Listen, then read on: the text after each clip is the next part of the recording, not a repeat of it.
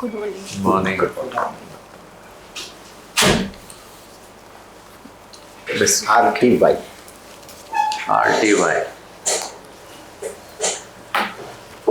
આપો તમારો પરિચય આપો.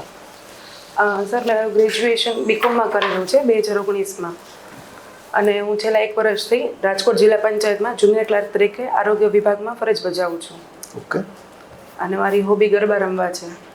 ઓકે. બીકોમ ક્યારે કર્યું? 2019માં. અને જિલ્લા પંચાયતમાં કેટલો ટાઈમ? છેલ્લા 1 વર્ષ 2023માં ભરતી થયેલી હતી. બીકોમ શેમાં કર્યું છે? મતલબ સ્પેશિયલાઇઝ સબ્જેક્ટ કોઈ હતો? હા સર, મેં બિઝનેસ એડમિનિસ્ટ્રેશનમાં કરેલું છે. એકાઉન્ટન્સી કેમ ના લીધી? સર એમાં એવું હતું કે મને એટલો કોન્ફિડન્સ નહોતો કે હું એટલા સારું પરફોર્મ કરી શકીશ એમાં. બિઝનેસ એડમિનિસ્ટ્રેશનમાં મારું પરફોર્મન્સ એના કરતાં બેટર હતું, એટલા માટે થઈને કરેલું છે મેં. એડમિનિસ્ટ્રેશન રિલેટેડ એક ક્વેશ્ચન પૂછું જી કે સર. તમે જે જગ્યાએ કામ કરો છો, માની લો કે તમે સિલેક્ટ થઈ ગયા છો અહીંયા ટ્રાઇબલમાં, તમારે કોઈ એક મેરેજમાં જવાનું છે, બહુ નજીકના મેરેજમાં જવાનું, તમે ત્યાં કમિટમેન્ટ કરો છો કે હું મેરેજમાં આવીશ. એ જ દિવસે મંત્રીશ્રી આવે છે તમારા ઓફિસમાં, તમે શું કરશો?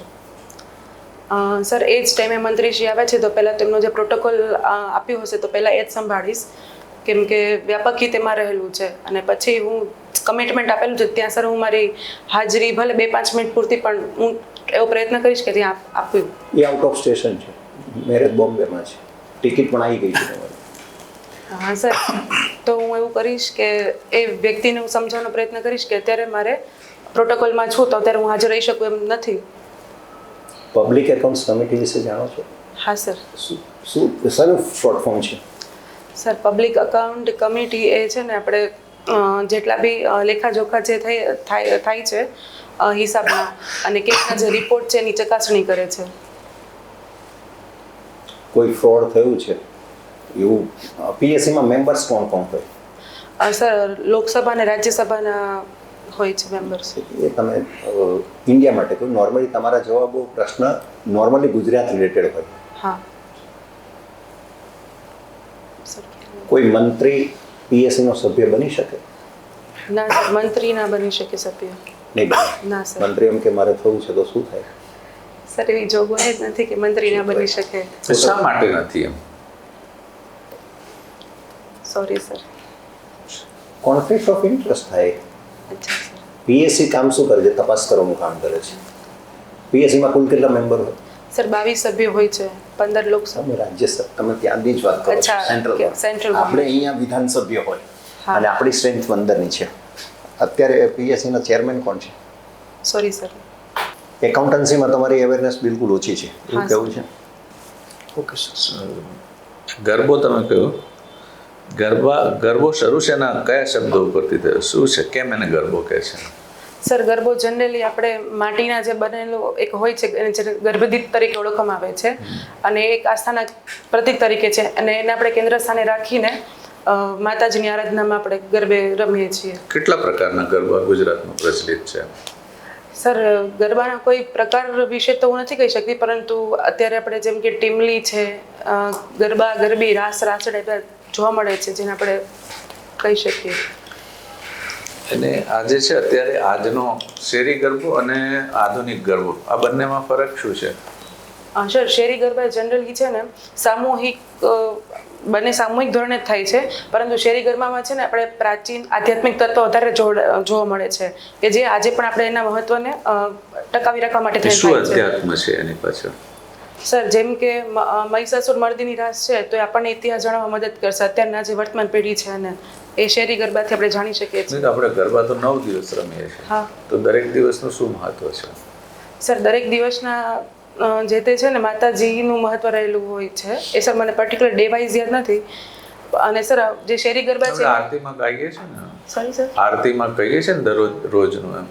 હા પૂનમ સુધીનું હોય છે ને, હા. એકમ દ્વિતીય તૃતીય. હા, પણ સર મને પર્ટિક્યુલર ડે વિશે નથી ખબર કે આ દિવસે કયા માતાજીની આરાધના થાય છે, પરંતુ સર શેરી ગરબા જે છે ને એમાં દરેક થીમ ફાળવવામાં તમે આવે આરોગ્ય વિભાગમાં કામ કરો છો, એટલે આરોગ્ય વિભાગમાં એક તમને હેરાર્કી ખબર છે ક્યાંથી શરૂ થાય અને ક્યાં પૂરી થાય? છે.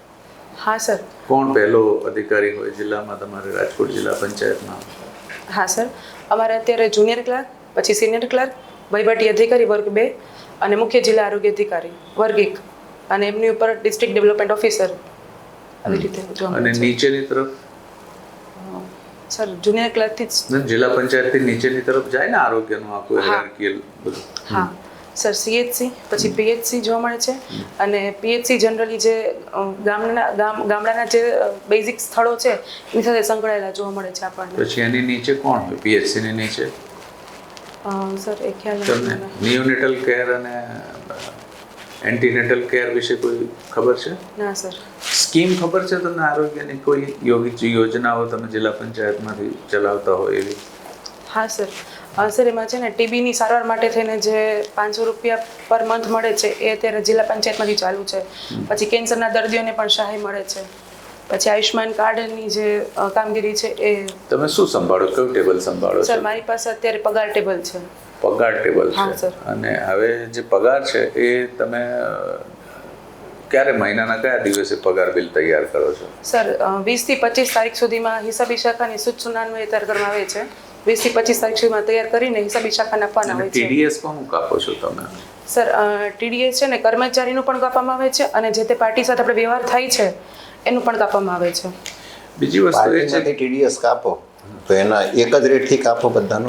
ના સર, આપણે જેમ કે કોઈ વકીલ છે, વકીલ સાથે વ્યવહાર થાય છે તો એનો આપણે 10% TDS કાપવામાં આવે છે. Okay. જ્યારે બીજી કોઈ પાર્ટી છે તો એનો 2% TDS TDS અને GST એ કઈ રીતે નક્કી થાય? એની ઇન્કમ ટેક્સની કોઈ સેક્શન છે, ખ્યાલ છે કે 2%, 5%, 10%, 20%? 20% પણ સ્લેબ છે, ખ્યાલ છે? ના સર, એ વિશે મને ખ્યાલ કોઈ નથી. વકીલ તમને પાન કાર્ડ નથી આપતો તો કેટલો કાપશો? સર પાન કાર્ડ તો અત્યારે ફરજિયાત થઈ ગયું છે. નથી, મારે નથી લેવું. PAN card is my choice નો. તમે કયું વકીલમાં 10% કાપો છો, હા પણ એને તમે પાન કાર્ડ લો છો ને, હા સર, એની પણ એ બધી નથી આપતો, એ કે મારે નથી આપવું તો સર તો પછી એ વકીલ સાથે કોઈ પણ જાતના વ્યવહાર નથી કરતા હા, જિલ્લા પણ તમે પંચાયત. એકવાર કરી નાખ્યું, કામ આપી દીધું ને બિલ મૂક્યું છે, હવે શું કરશો? સર મને આવશ્યક ત્યાં તમારે 20% TDS કાપવાનો છે, જ્યાં પાન કાર્ડ કોઈ વ્યક્તિ રજૂ ન કરે તો જે રેટ્સ હોય એના ડબલ. Okay sir. પગાર ફિક્સ કેવી રીતે કરાય, ખ્યાલ છે આપને? સોરી. કોઈનું તમારું પ્રમોશન આવ્યું, મને કે તમે જુનિયર ક્લાર્ક છો, હા સર. તમને સિનિયર ક્લાર્કનું પ્રમોશન હા. આવ્યું, તો તમારો પગાર કેવી રીતે ફિક્સ થાય? એને 1 વર્ષ જ થયું છે. એટલે કદાચ પગારમાં એટલું જ નહીં ધ્યાન. એટલે પગાર બને કઈ રીતે? ધારો કે તમારા કોઈ ઓફિસમાં અધિકારી છે તો એનો પગાર કેના આધારે બનતો હોય છે? સર એનું જે બેઝિક પે હોય છે એમાંથી આપણે એના ડી રેટ્સ જે ચાલે છે ત્યારે 50% એ જ્યારે સિટી વાઇઝ જે છે એ પછી એમને રાજકોટમાં કેટલું છે ચારે? 16% છે સર. ઓકે, મને એ કહ્યું, ગરબો, ગરબી, રાસ, રાસડા, આ ચારેય વચ્ચે શું તફાવત છે? હા સર, ગરબો છે ને એ સામાન્ય રીતે પુરુષ દ્વારા કરવામાં છે અને સોરી સર, ગરબો છે ને એ સામાન્ય રીતે સ્ત્રી દ્વારા કરવામાં આવે છે અને ગરબી છે પુરુષ દ્વારા ભજવાય છે. એવી જ રીતે સર રાસ અને રાસડામાં આપણે જોવા મળે છે. જે રાસડા છે ને એ સ્ત્રીઓ દ્વારા ભજવાય છે અને રાસ પુરુષ દ્વારા ભજવવામાં આવે છે. કોઈ ગરબો યાદ છે? હા સર. બહુ ગાવતો? કુમકુમના પગલા પડ્યા. ગરબો કોઈ એવો પ્રસિદ્ધ કવિ કે જેણે ગરબા લખ્યા હોય ને કોઈ એવા પ્રસિદ્ધ કવિ કે જેણે બહુ ગરબી લખી હોય, યાદ છે? હા સર, આપણે દયારામ છે જેને ગરબીના પિતા તરીકે ઓળખવામાં આવે છે અને વલ્લભ મેવાડા જે છે કે જેમને ગરબાના પિતા તરીકે ઓળખવામાં આવે છે. વલ્લભ કવિ હતા, એ કેમાં હતા, ગરબામાં કે ગરબીમાં? Sorry sir. ઓકે, મને એ કહો કે ગુજરાતમાં કઈ ટ્રાઇબ સૌથી વધારે છે? ગુજરાતમાં કઈ ટ્રાઇબ્સ? સર ભીલોની. ભીલ વધારે છે? હા. કયા વિસ્તારમાં વધારે છે? સર આપણને દાહોદ, છોટાઉદેપુર વાળા વિસ્તારોમાં વધારે જોવા મળશે. અને ગુજરાતમાં શા માટે પૂર્વીય પટ્ટામાં ટ્રાઇબ વધારે છે? સૌરાષ્ટ્રમાં, કચ્છમાં કેમ ઓછી છે? Sir sorry sir. જંગલ વધારે છે એવી જગ્યામાં, પહાડ વધારે છે તો ત્યાં જ રહેવાના. simple. અંબાજીથી ઉમરગામ જે આખો પૂર્વ પટ્ટી પૂર્વીય પટ્ટીમાં ત્યાં જ છે. બીજું મને એ કહ્યું કે ગુજરાતમાં ટ્રાઇબના, તમને ગરબામાં રસ છે તો ટ્રાઇબના કોઈ નૃત્યો ખરા?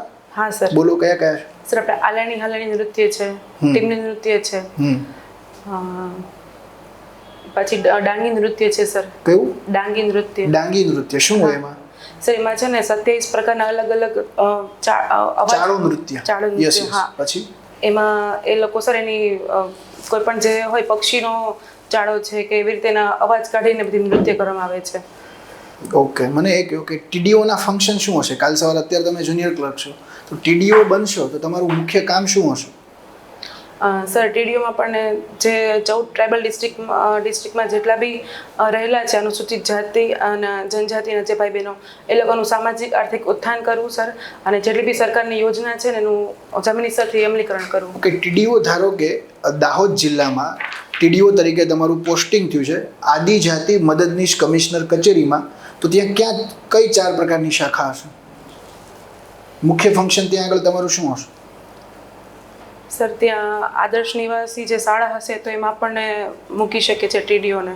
ઓકે, પછી? હા સર, પછી આશ્રમ શાળા, કન્યા છાત્રાલય, કુમાર છાત્રાલય, એટ્રોસિટી, આવું કઈ નામ હા સાંભળ્યું? Sir, atrocity. 4 શાખાઓ મુખ્ય. હા. પછી મને એ કહો કે ટ્રાઇબલ સબ એરિયા સ્કીમ અને ગુજરાત પેટર્ન આ બંને વચ્ચે શું તફાવત છે?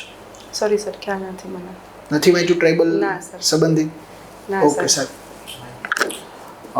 તમે ગરબા વિશે વાત કરી, તમને નથી લાગતું ગરબાનું કોમર્શિયલાઇઝેશન થઈ રહ્યું અત્યારે?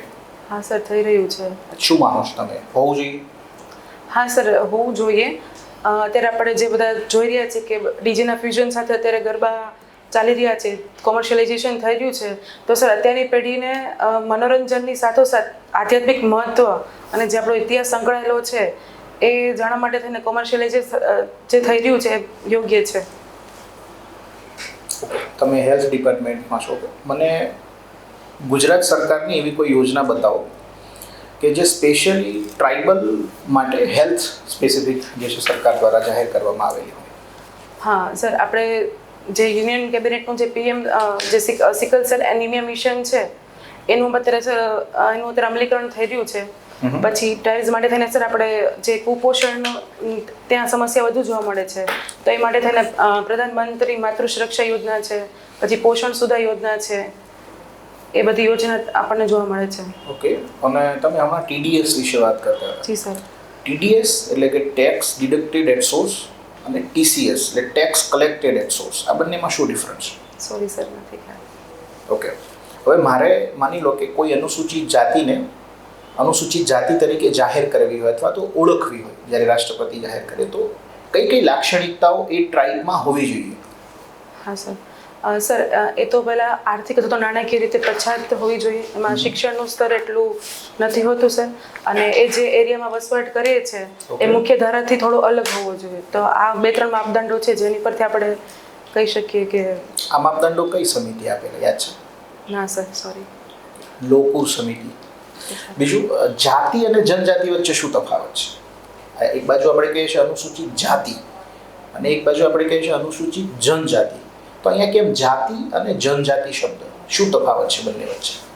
Vote is the difference between caste and tribe, જનજાતિ? સર, જાતિમાં તો આપણે ઘણી બધી અલગ અલગ જાતિઓનો સમાવેશ કરી શકીએ. જાતિ એ માપદંડ છે કે જેમાં અલગ અલગ આપણને ઘણી બધી જોવા મળે છે જાતિ.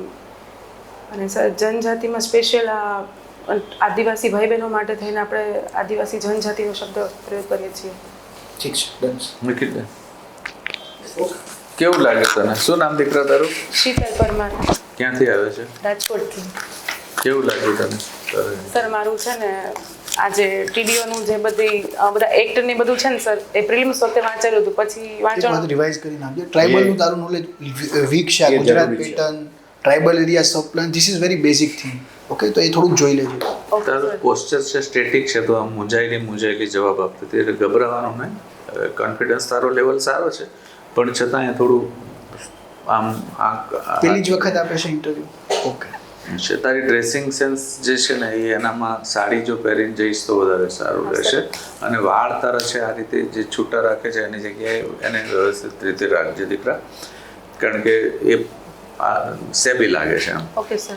ગરબા વિશે તારું સારું છે, હજુ વધારે થોડું સારું કરી લે. તું ગરબા ઉપર જો ફોકસ થઈ જશે તારું, તો તારો ઇન્ટરવ્યુ ગરબા ઉપર ડ્રાઈવ થશે. કારણ કે અમે બધાએ જો તને ગરબા ઉપર જ વધારે પ્રશ્નો પૂછ્યા છે. ગરબા ઉપર આરોગ્યની હાયરાર્કી સમજી લે.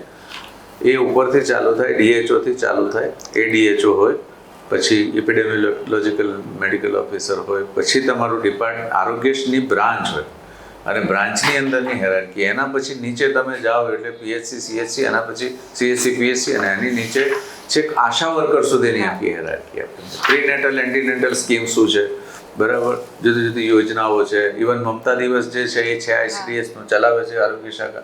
આ બધી વસ્તુઓ વિશે તું જાણી લે ડિટેલ, કારણ કે જો એ સ્કીમો પર અને આરોગ્ય પર ચલી જશે સારું જો આપણું ઇન્ટરવ્યુ તું તારી રીતે ડ્રાઈવ કરી શકીશ, પણ તારે એમાં તૈયારી રાખવી પડશે એ રીતે.